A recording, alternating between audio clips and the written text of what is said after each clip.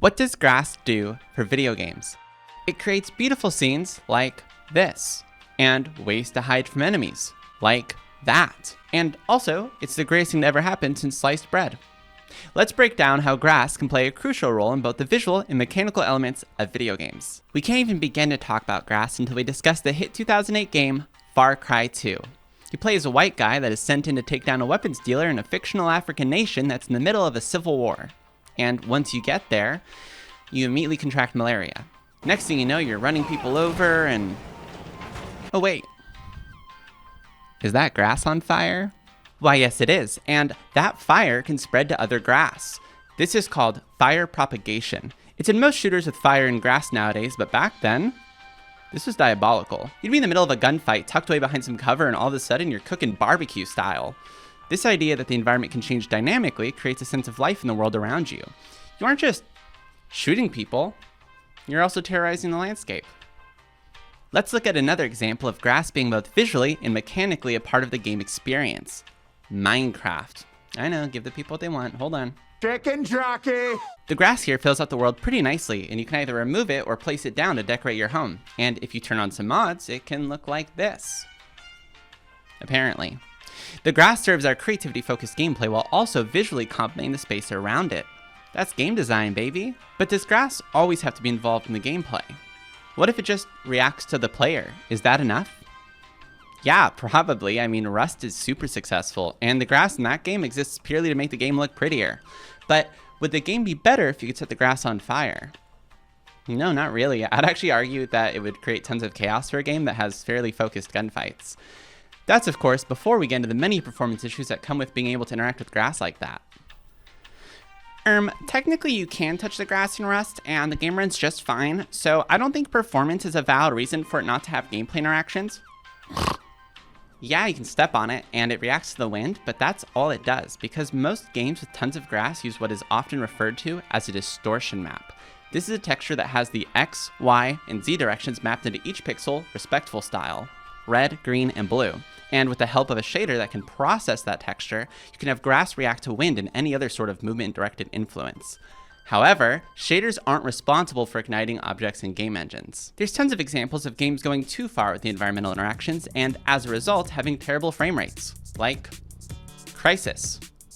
Is it cool that you can cut a tree up into little pieces? Heck yeah. Is it cool that you can throw people through the walls of a badly constructed shack? HE double hockey stick, yeah, but this game runs like caca, and the performance is and was terrible in both the original and remastered releases. Was it worth it though? Should gamers suck it up and play 30 FPS? I don't know, I've never played a game before. Now, let's zoom out just a bit and try to apply this idea of visual and mechanical coexistence to another object we might see in a game. A bench. In split fiction, spoiler warning, you're gonna see benches, and you can sit on these benches, but that alone doesn't do very much for the gameplay. Lots of games have benches that you can sit on. It's basically just playing an animation. I'd argue it has no mechanical purpose, but unlike most games, sitting on a bench in split fiction triggers dialogue between our two protagonists, which is genius because it's encouraging the players to take a short rest, and if they do, the game rewards them with story. I said it once, I'll say it again, that's game design, baby. Between the two of us, I just want to make a video about well-designed video games, but what do objects do for video games just kind of doesn't have the same ring to it. So let's return back to our original discussion about what does grass do for video games. I'd like to cover more interesting ways that we could be using grass. Yeah, okay, so you can touch it and cut it, but what if it lights up a space or helps us remember where we've been? Grass is one of my favorite objects in video games because it's so versatile. It can be both an ally or an enemy. If we had fire propagation, it can obscure secrets from us like an animal well. In Death Stranding, you can hide from meals in the grass. In Satisfactory, you can harvest the grass and turn it into jetpack fuel. In Bring Me Hope, which we'll talk about later, it can remind us of a fight we had an hour ago because it's gone. I want you to walk away from this video thinking about all the things we aren't doing with grass in video games. There's so much that we don't do. Grass can change over time, getting taller, turning yellow in the fall, withering away in the winter. What if wet grass is slippery and makes us fall? Maybe the grass we see indicates solid ground as we climb a mountain with dangerously loose terrain. Grass just being alive in the first place can show us a safe route in an irradiated world. These are just a few examples of ways that you can make grass synergize with your game's visual and mechanical components.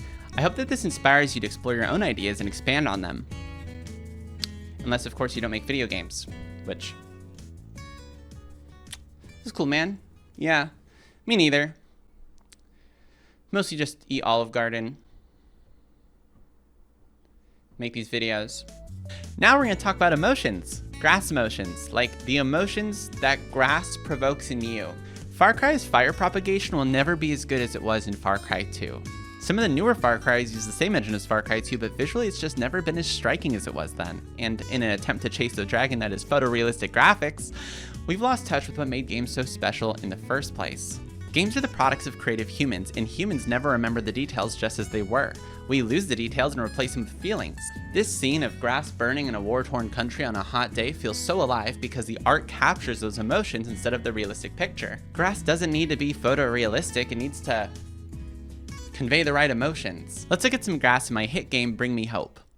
That's a joke. My game is like the definition of obscurity. This grass feels like a cozy little ecosystem of its own. It's got friends and family all working together to grow a community in this new space they're all discovering. And they all have friends. Every last one of them. These tall boys feel like a part of a forest, protecting the little guys that work so hard to keep the soil fermented. Okay, now this is a breathtaking view. We see a thriving community built around a small body of water, an oasis in a desert.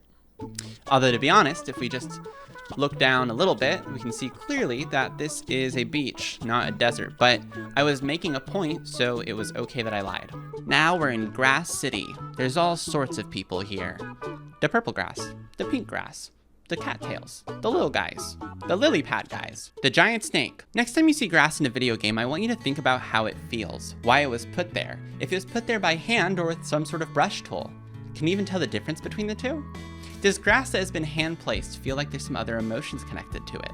Love, passion, a romance with the world itself. I want you to ask yourself, what does grass do for video games?